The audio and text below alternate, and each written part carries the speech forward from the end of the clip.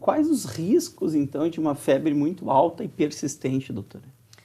Na verdade, a febre alta em si, não necessariamente ela vai ocasionar uma doença mais grave. Ela não significa que a doença é mais grave só porque uma criança fez 39.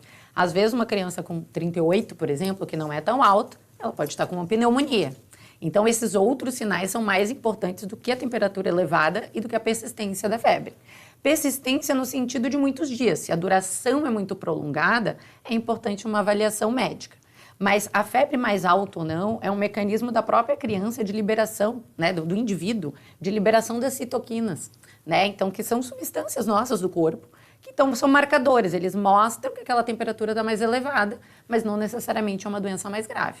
A própria Sociedade de Pediatria, ela recomenda no protocolo que não é recomendado o uso, por exemplo, muito comum, rotineiro dos pais, de intercalar a medicação.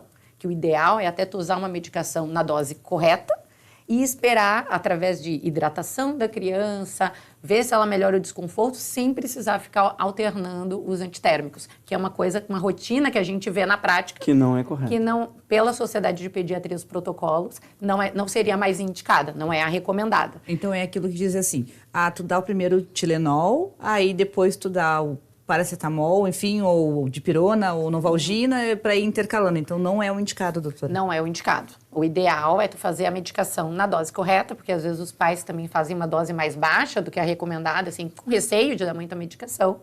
Tentar fazer com que essa criança fique com roupas mais fresquinhas, com que ela tome bastante líquido, porque daí você faz com que o rim trabalhe mais e com que elimine essas substâncias que estão gerando a febre.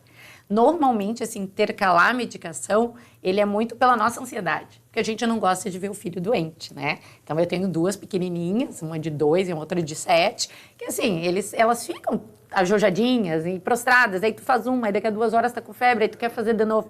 É mais por nossa ansiedade do que pela necessidade da medicação. Então isso fica um alerta para os pais também, né? Observar bem os sintomas para não ficar dando muito remédio para a criança se realmente não precisa. Exatamente.